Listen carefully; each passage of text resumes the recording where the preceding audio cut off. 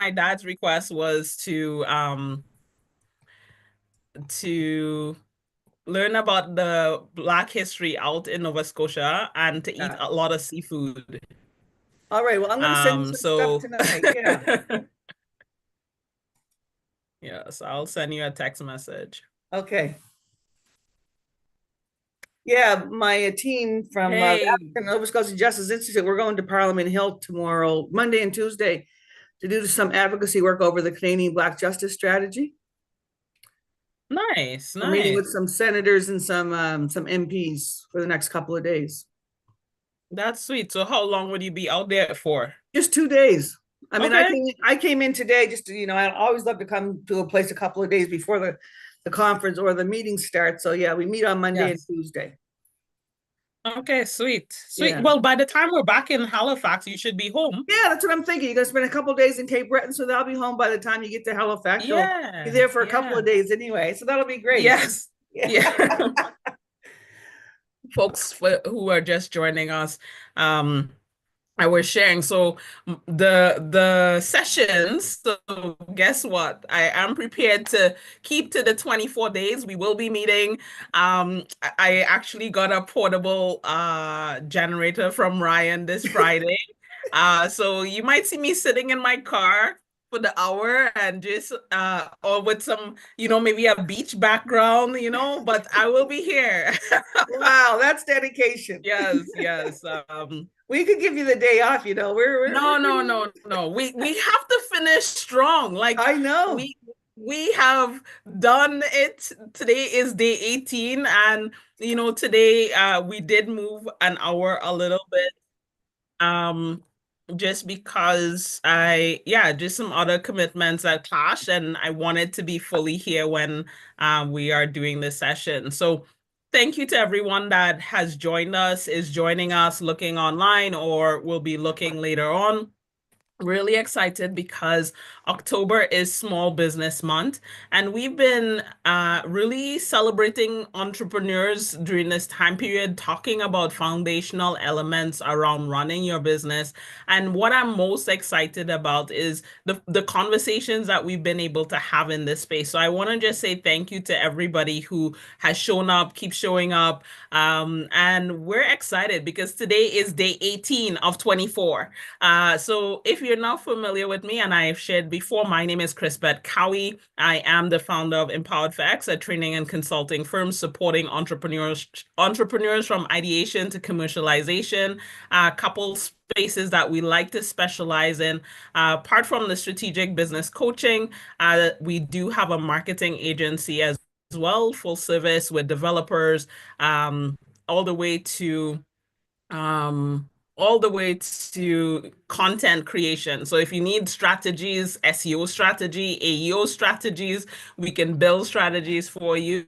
And yes, you could go to chat, and we've definitely shown you how chat could support you today in this economy. But definitely one of the things that in our journey, a lot of people want humans, right? As somewhere in that journey still, right? So we are working to train bots or do different things on people's behalf, but we're saying that because we're subject matter experts in these spaces, we can definitely dive in and help you to one, build your own capacity as well.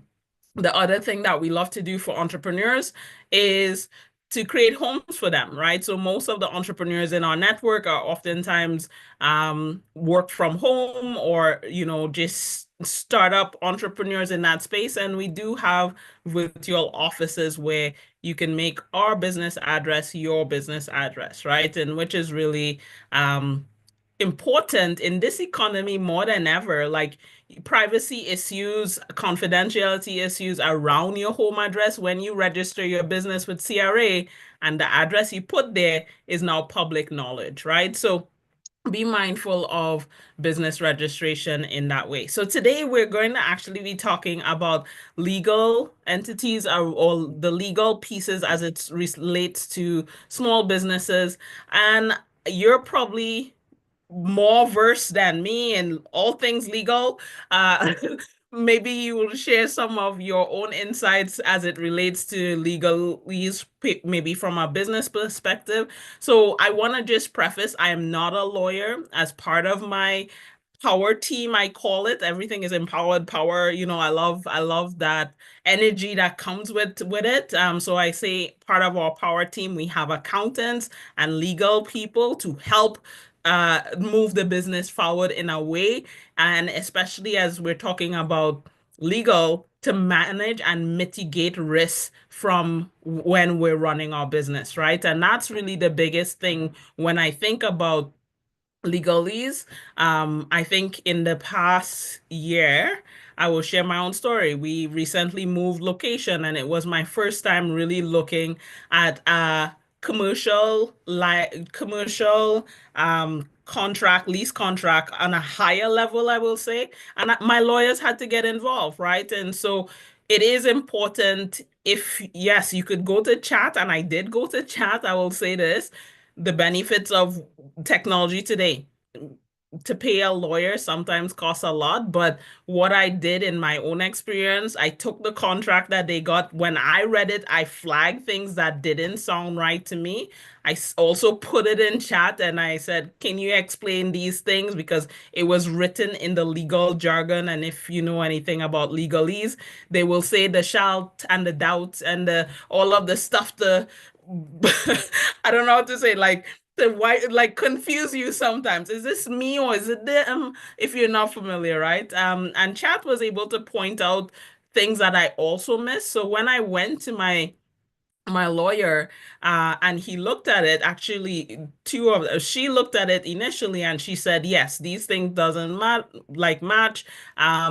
But my lawyer at the end, he was able to um, help rewrite the clause, and we went back and forth, and we came to a good place, right? And so I'm satisfied, they're satisfied, and you want to make sure that you're protected. So I will. I will just talk today about a couple points as it relates to legalese. Again, I always recommend um getting a lawyer involved or an accountant to help you navigate. I think from the jump, and I was just curious, I was going to ask the question, who here is everyone incorporated? If you're incorporated or you're sole proprietor, just wanting to see, you could either put it in the chat or unmute and share.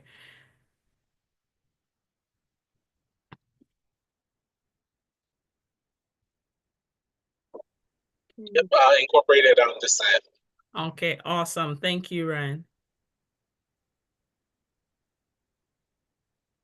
And I saw you can you put chat in here? Oh, Sorry, double tasking. Yeah, you're talking about chat. I'm sole proprietor. okay. You were speaking about chat, that you had put chat, your contract into chat just to double check some of your questions and so forth. You had concerns about your contract, and then chat flagged some other areas. I was just trying to figure out what that was. Was it an IA technology that you were doing? I was just trying Oh, to figure out chat when you were talking GPT. about that. Oh, Chat chat GBT. GPT. Yes, Oh, yes. Sorry. DBT. Yeah, Oh, I just short form chat, but it's oh, chat sorry. GPT. Yes. Yeah. Oh, okay, okay. I think the link of that was in there earlier or something like that.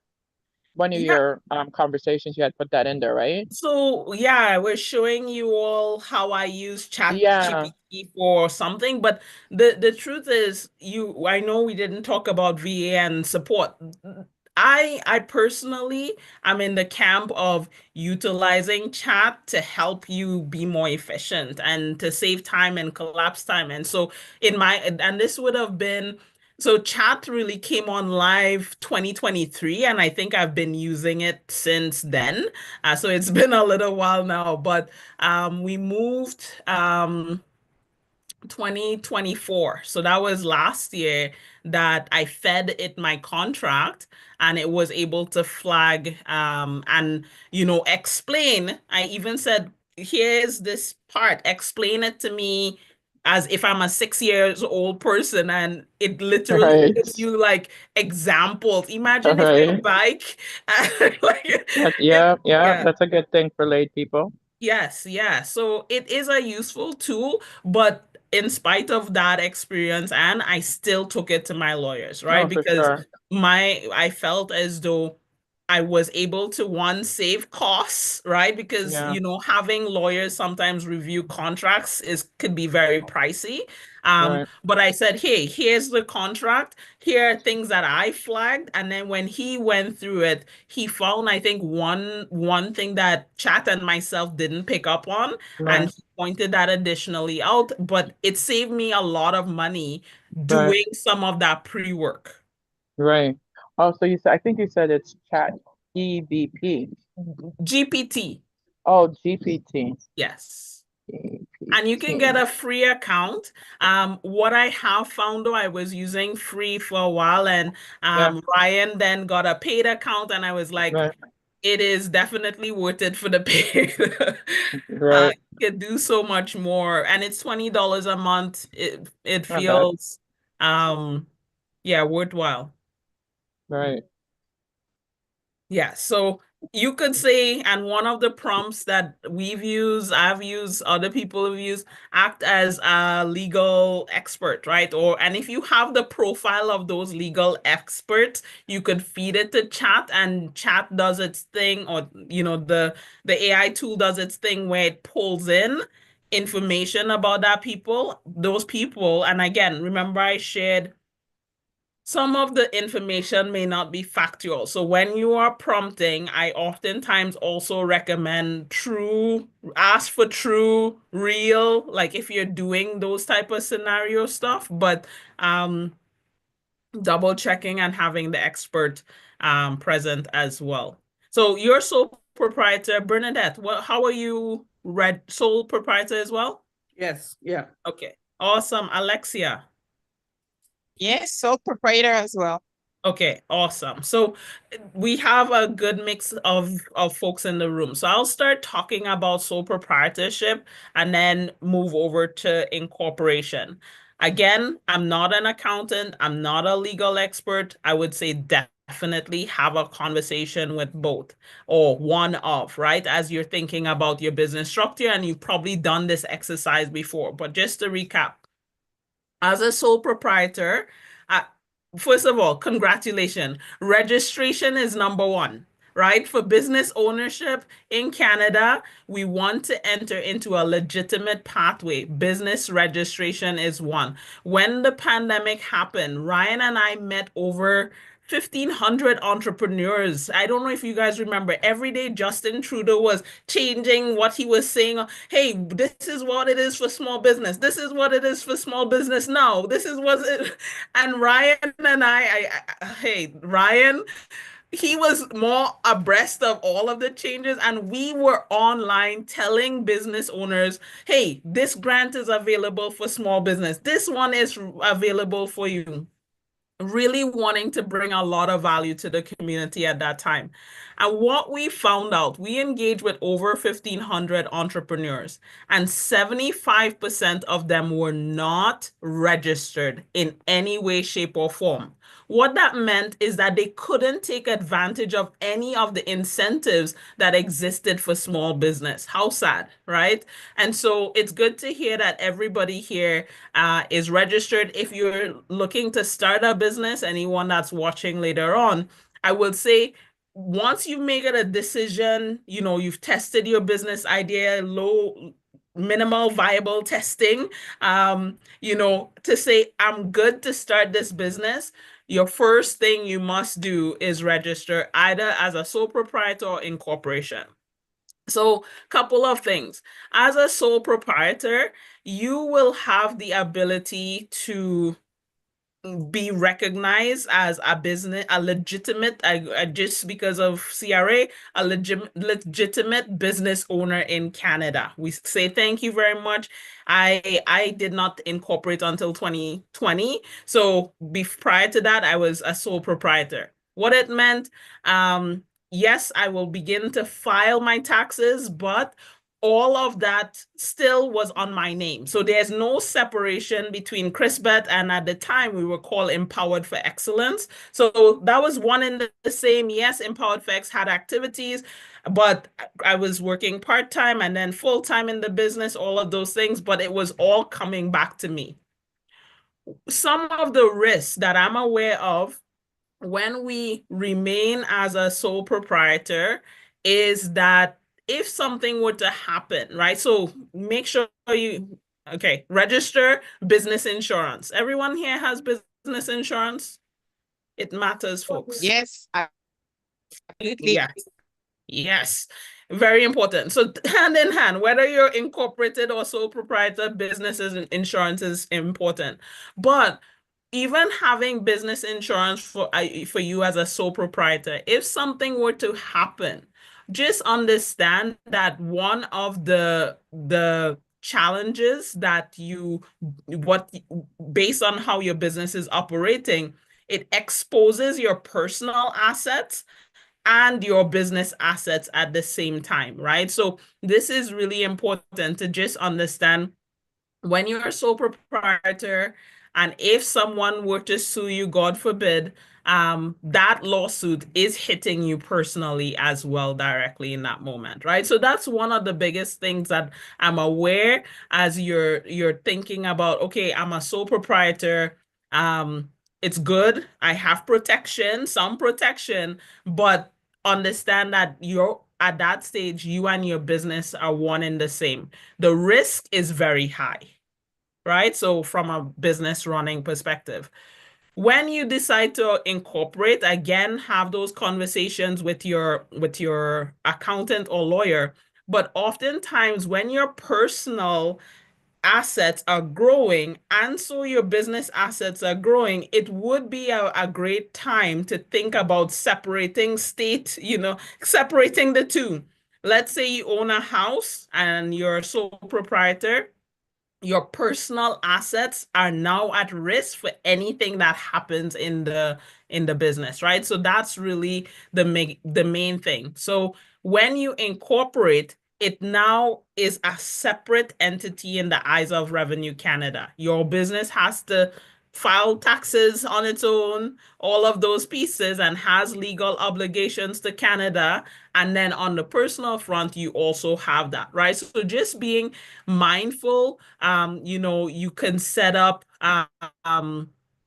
different structures. You have to do annual filings and all of those things. I'm not going to get into that, but all to say the legal entity with your corporation has a different role as your business is growing. And as your personal assets are growing, it's now protected or shielded in some way, shape, or form. To incorporate is not it. The timing matters, and that's why I'm saying have that conversation with your accountant or lawyer. I know one of the biggest reasons why I did incorporate at the time, initially my business, as I'm doing here today, speaking and training. So I was going to schools, I was going to conferences, boardrooms, all of these things, working with different organizations. I was me at the time, right? I understood um the the responsibility of my sole proprietor plus myself. When we did move into our first location, we had stairs, we had people coming in and out of our building. And remember, it's about risk management, risk mitigation, right? God forbid somebody could have fall on the stairs, all of these things. Now we're not just, I was mobile. Now we're in a physical brick and mortar. There's so much more at stake, right? And so that was one of my biggest reasons for incorporating at the time. And when I did make that shift at the time as well, on the personal side, things were changing as well as the business was also growing and expanding as well, right? So have the conversation with your accountant or lawyer. But the biggest thing as it comes to registration of any sort, it's to be able to be structured in a way to help us mitigate as much risk as possible. So that's the first thing. I wanted to know from Bernadette and or Alexia and Anne, if you all are considering or have considered incorporating before, why or why not? Yeah, if you haven't in that way. I'm definitely going to consider it as a bookkeeper because I am liable for people's numbers. And if I give them something that they may think is improper, they could actually sue me and say that I gave them the wrong information. So I need to protect myself. And as you said, your personal assets. The one thing I'm holding back on is that the other thing about incorporation is making sure that it's a financial win for you also, because it's not cheap to incorporate. You can self-incorporate for $700 to $800, but you really want to do it with a book with a lawyer, pay two to $5,000, whatever. And the other thing is that the tax benefit really doesn't kick in until you make about $250,000. So I'm not near there yet, but definitely we'll be thinking about it in the next year or so, hopefully year and a half, to incorporate again for the insurance purpose of protecting myself and protecting my assets. Of course, that is definitely a good one, Yeah. Bernadette. Alexia. Can you hear me? Yes, yes. So I was saying I'm a sole proprietor. I didn't do the incorporation just because I'm a financial literacy educator. And compared to a financial advisor, where as a financial advisor, it's way more risky. As a start, I was like, no, I'm just gonna do sole proprietor. So that's the reason why I didn't do it. And the reason why I'm considering doing it, it's as Bernadette say, it's more for tax purpose. But still, I'm not there yet. It's still cheaper for me to stay a sole proprietor and to enjoy those tax benefits, especially because I started as a 9 to 5. So everything that I was all of my expenses regarding to my business, I could deduct it, and then I got a tax return and all that. So yeah, that's the only reason why I will consider it later on once I'm there. Hey, and that makes total sense, right? I think it should be a when question for all of us at some point, right? So Yes. I don't think it needs to happen today if the, sign signals, all of those things are not there for you, but it is something that you should have in your mind at some point of your business journey, right? Again, the biggest piece around it is risk mitigation, right? It is about it, worst case scenario. And it's funny, one of the things, conversations that I had this morning with our young entrepreneur is Google your competitors or Google bookkeeping in the news, Google bookkeepers getting sued, and understand the why behind the suing or why behind the lawsuits. And just know that not only in your case, Bernadette, the example you gave is like brick and mortar, or, sorry, being able to protect your own assets in that way, but also the errors and omission, right? People sue a lot for speakers, trainers, bookkeep errors and omission. Insurance is very important. And that's why I shared, hey, register and get business insurance, right? To ensure that you're moving in the right direction. And what I'm seeing too is grants, some, not all of them, but for example, the raise grant, they wanted to see that you had at least $2 million commercial general liability insurance, right? So because having business insurance, no matter what you're doing, is significant, is necessary because of that risk mitigation. Here it is, the government is saying we're giving money to entrepreneurs. They want to know that you are one running your business and you're protected as an entity, right? Because when, I don't know, has anyone here gotten the raise grant before? Is that an Ontario thing or is it Maybe federal? it was Ontario only, Ryan. Okay. Was it Ontario only? I did apply Yeah, for that it, one's and I know Ontario. they were asking for insurance. Yes. Yes, yes, yes. And you're in Ontario, Alexia? Yes, I am. Okay, okay, yeah. So maybe it was Ontario only, but that would be one example, right? And part of it, when you are successful with that grant, do you know what they ask for as well? That you put the ministry on your insurance. Right? So it's like, hey, if you're going to sue, something bad goes wrong in your business, and someone's like, oh, but you know what? You got this money from the government and all, they're protecting themselves. When my landlord had said we need to be on your insurance as an insurer, you know what happens first? My insurance gets hit first, then theirs, right? Like there, it is a strategic thing, right? So it is important to know that as you're running, again, a risk, when we talk about legalese around the business, we have to be thinking about it from the lens of how do we mitigate issues, right? So that's an example of stuff that has happened. So the other pieces that I would talk about, and I shared this initially actually, around contracts, right? So if you're looking to lease a space, you definitely want to have a subject matter read over your contracts. You want to be able, so that's from a property management perspective. Um, it matters. I'm telling you, if I had just signed what those people put in front of me, I wouldn't even be able to run my business. Like, it's so crazy. Anyways, I was like, but you had my company profile. Now you're saying I can't do virtual offices or rent rooms and all of this stuff. I'm like, no. Anyways, so I'm just saying when with any sort of contract, even listen, I'm gonna tell you this, even partnership contracts, make sure you triple read that thing. Even because sometimes, I'm not saying it happens often, but sometimes, remember, everybody is writing for their own self-interest most of the times in any contract that is there.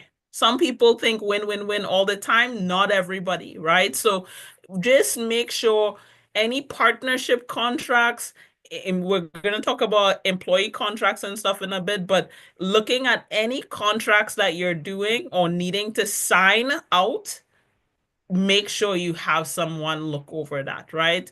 Um, can you help with providing templates? Yeah, so it's funny. Not Doc Hub. There is Doc Hub is what we use on Google. There is a like a Law Depot that has contracts to help with a good start. Um, what I would say is that you could use those templates, but again, it is a template. You could add to it all of those things. So it's really good and it does save you costs.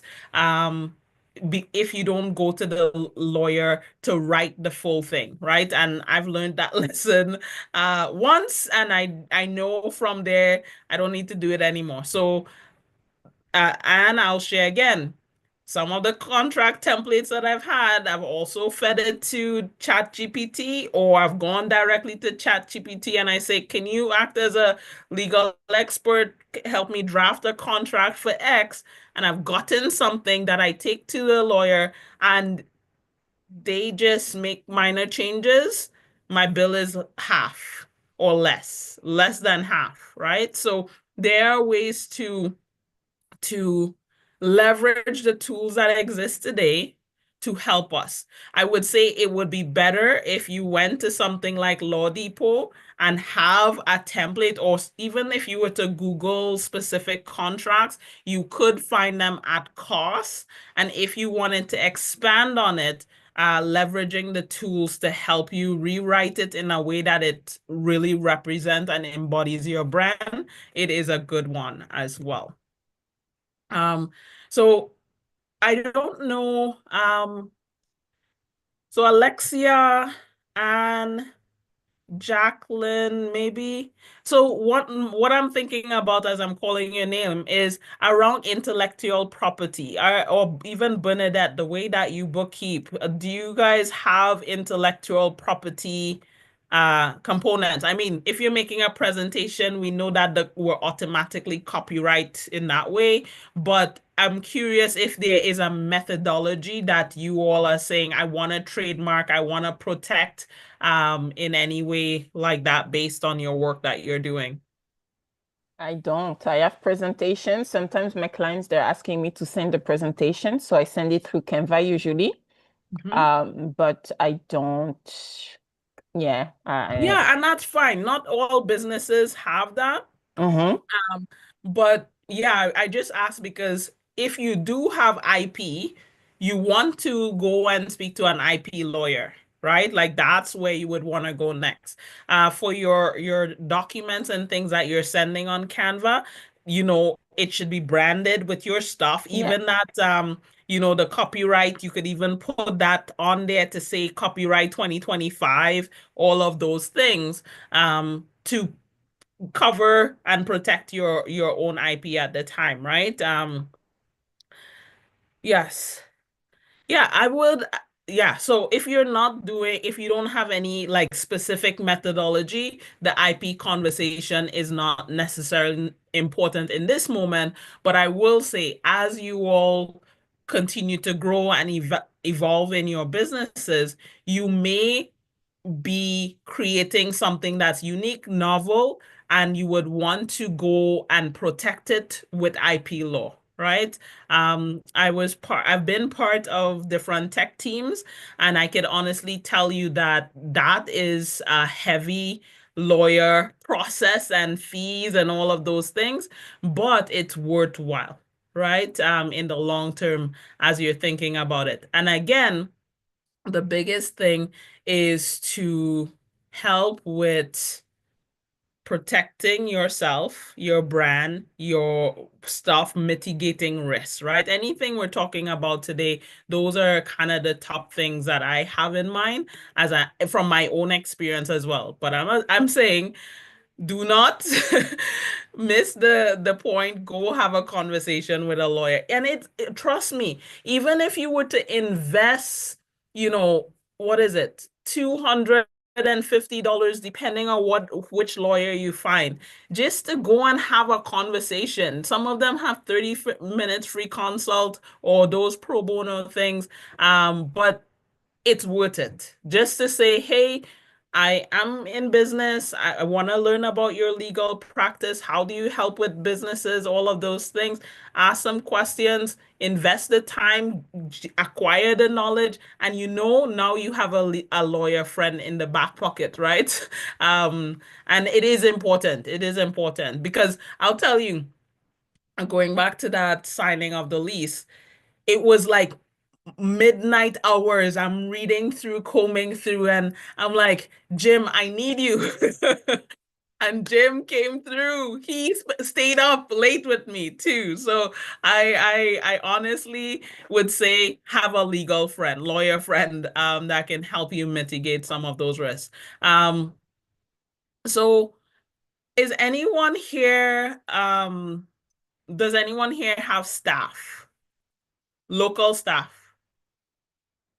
No? Okay. So again, when you're thinking about hiring, Yeah, I do. okay, awesome. And is payroll staff? Yeah. So I mean, my staff, for my business, it goes depending upon contract, depending upon what I'm doing, right? I mean, I protect myself. I mean, if anybody, God forbid, I'm very anal when it comes to documents, contracts, and I'm very tight with my clauses, sub clauses. I mean, I look at some people's contracts and they're so bad. And they're always asking me to take a look at them, and I could see mistakes from ear to ear. I do point some of it out, but at the end of the day, I mean, there are ways to protect yourself as a sole proprietor. Yeah. So if anybody does, and it depends on the business that the person is in. And I mean, if anybody does decide to sue, I mean, if you have, um, your property, if anybody owns property or this and that, a lot of people just put it in their children's name, whoever name is in your family that is next to inherit property, and you want to secure that. I mean, like I said, it varies from business to business. Of But and course. I always have, yeah, and I always have disclaimers depending upon what I'm doing. When you open the email, this disclaimer takes effect.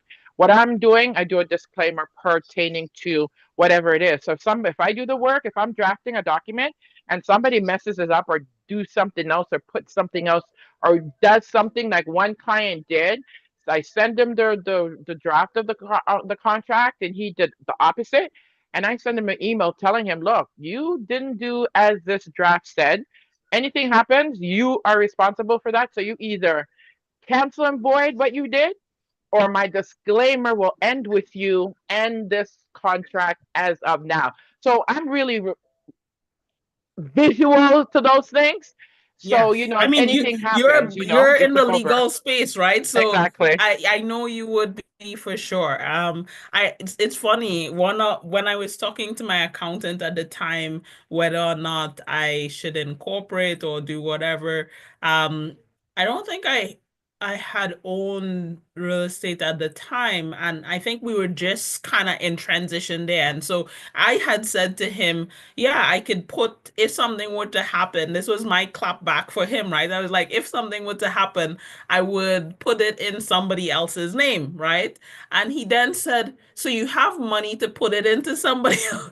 Because to do that, it's like additional funds, right? And so it's now to say, um, yeah, how do you protect your assets, folks? I mean, at the stage that I'm in right now, yeah, I think the graduation from just, yourself and the corporation, it's own nothing. That would be a better place to be, right? Like nothing's in your Right, name.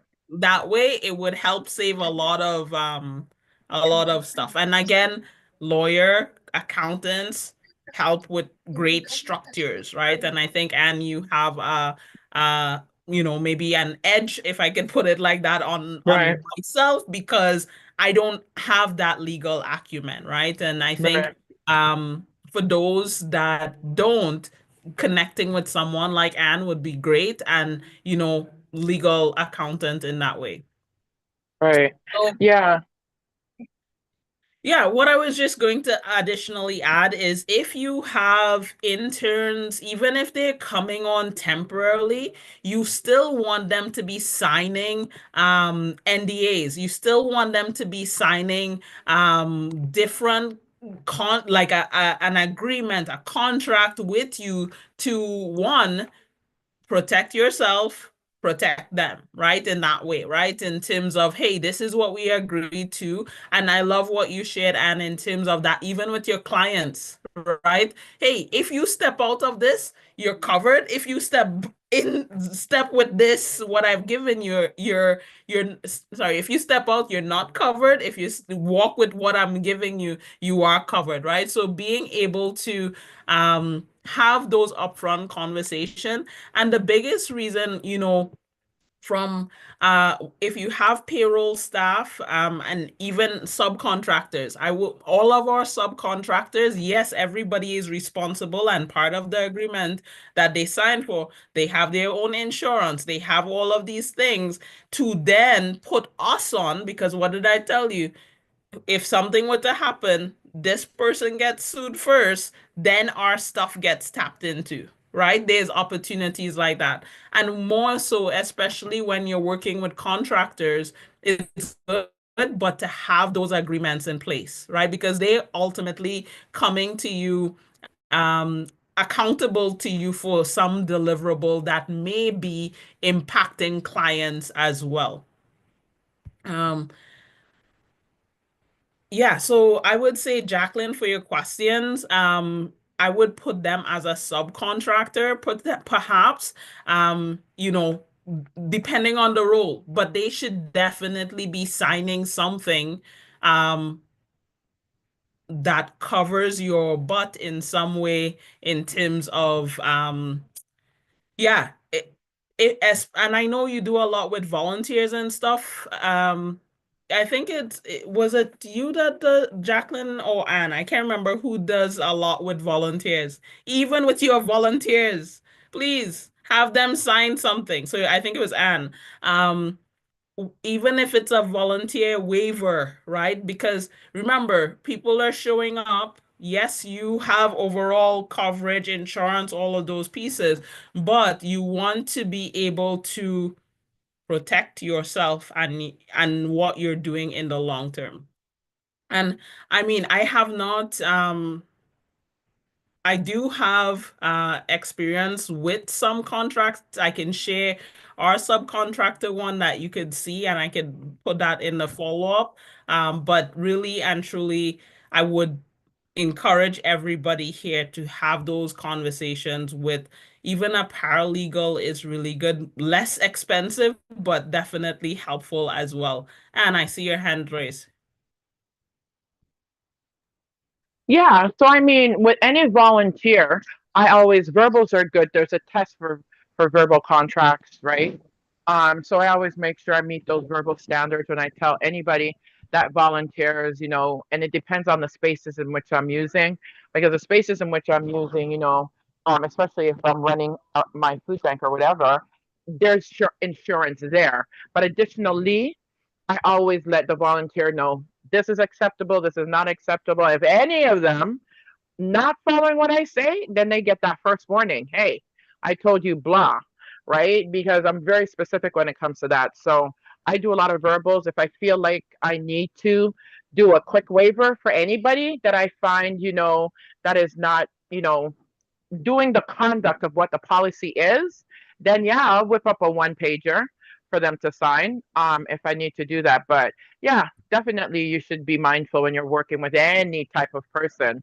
Subcontractors, volunteers, definitely need to do a little something with them to protect yourself, just in case it goes south. Yes, yes, yes. I agree at 100%. Where I wanted to just end off our time and just being mindful of the time in this way is two places, talking about your website and then talking about your emails. And so I'll start with emails first. So everyone here has sent an email in the last 24 hours or 48 hours, yes? Okay, so we all send emails, right? It's I think it was Anne that said you want to have some sort of disclaimer around your emails as well. Confidentiality pieces, it's important. The other piece with your emails, you may also want to include an opt-out, unsubscribe. Part of it is tied to the castle laws, right? So here in Canada, if you were to engage in email communication with anyone, you have to have an opt-in policy and also an opt-out policy, right? They for any of your marketing, email marketing in that way. That's really important in order to help mitigate fines that could come from somebody reporting that you're spamming them and you have issues in that way. There is a spam police. I have not seen specifically, but what I have seen in like bigger commercial brands, they do get fined for those castle laws, right? Similarly tied to the website, what I have seen is I believe it was in 2021, the government put out the Accessibility Act was updated, and it was stated that every company needed to ensure that their website was accessible. If you're not accessible, you get fined. Obviously, the pandemic happened and all of these things, so they pushed the date out a little bit. We do have someone in our network that specializes in helping business ensure that their website is accessible. I'm happy to make that introduction for anyone that's looking for it.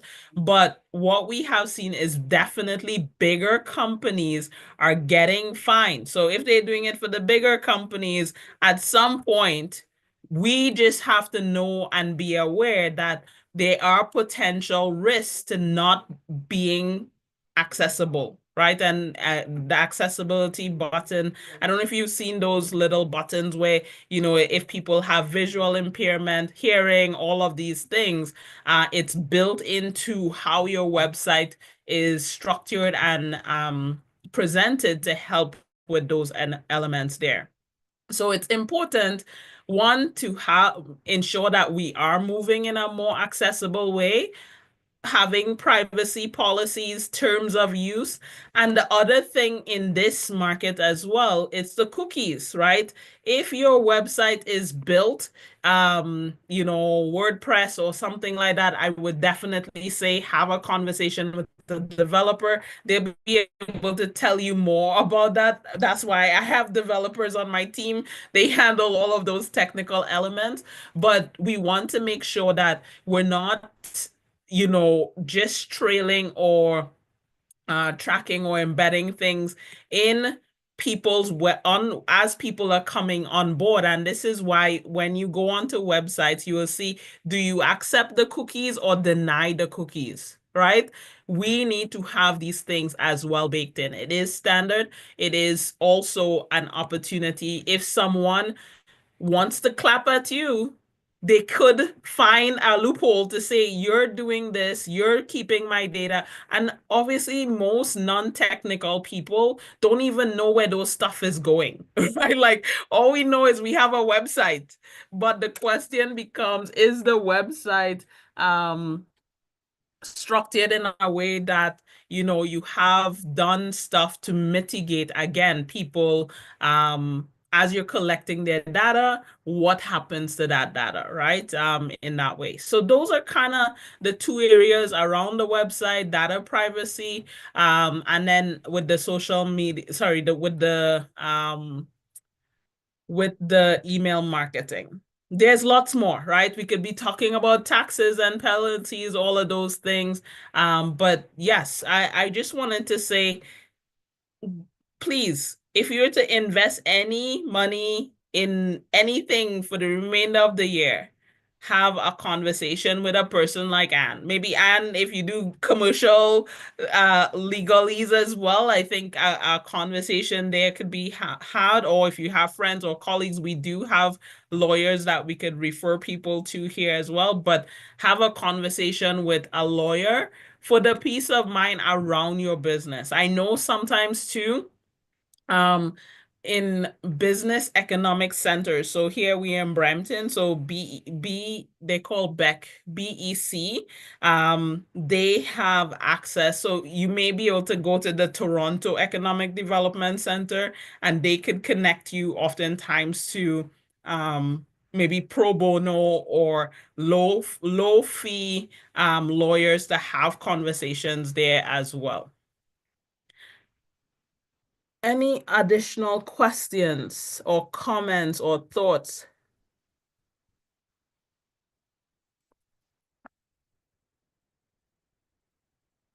I have a question. Last time I was on a call with a lady, and she was talking about an organization. I can't remember the name, but apparently you pay a monthly membership, and then whenever you need, you can call them, and then you call a lawyer. You will be in contact with a. What do you think about those?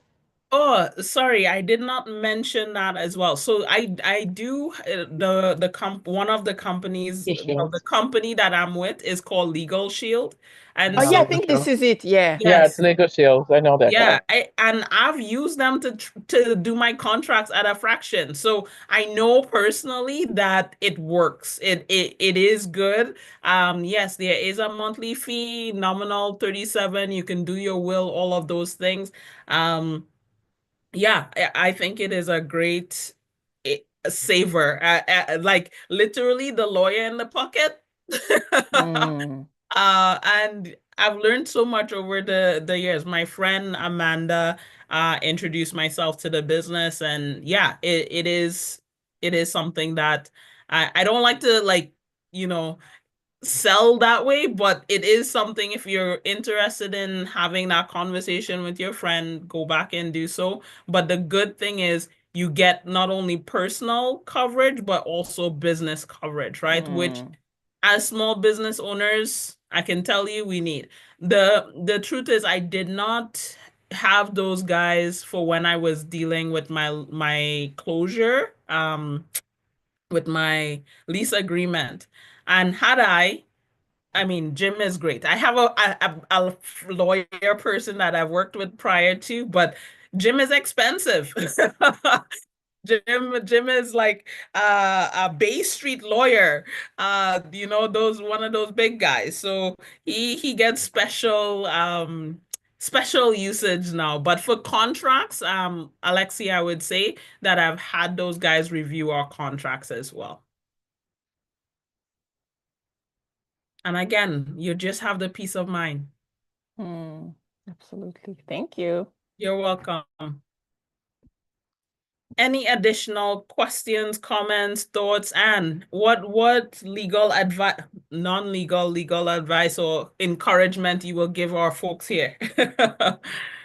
Well, the quickest legal non-advice disclaimer, unless anybody talks directly to me, general information is yeah, it's always good, if you're not having any contract with anybody, to drop some basic other thing. Yeah, like you were saying earlier, I cover all my intellectual properties. Anybody want to use this, that, and the other? Because like I said, I have a few brands.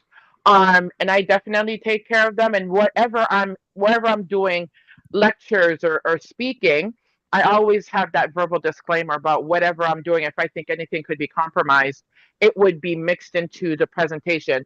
As another sister was saying about her presentation, and she sends things to people in that email.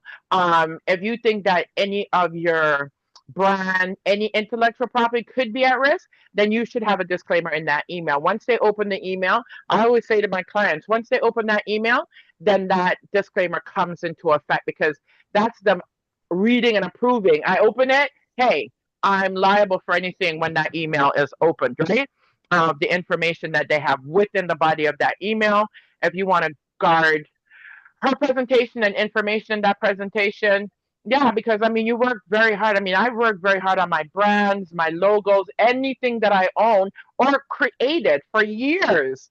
And yeah, definitely you want to protect that, even when you're starting out. Because I learned some things when I was starting out.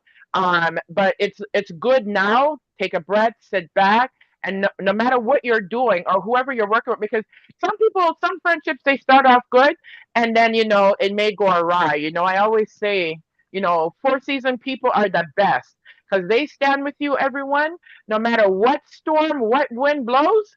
Those people are with you, and you have to try to build your company, your network, whoever your village is.